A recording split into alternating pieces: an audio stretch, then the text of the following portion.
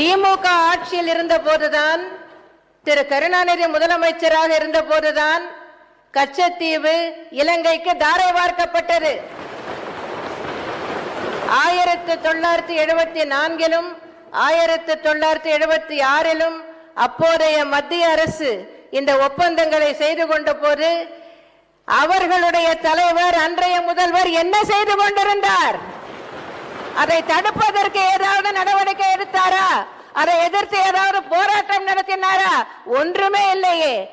அப்போது இங்கே முதலமைச்சராக இருந்தவர் திரு கருணாநிதி. கச்சத்தீவை பற்றி இவருக்கு என்ன தெரியும்?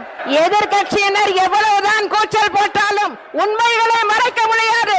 கச்சத்தீவு தாரை வார்க்கப்பட்டதற்கு திமுக தான் காரணம், அன்றைய முதலமைச்சர் திரு கருணாநிதி தான் காரணம்.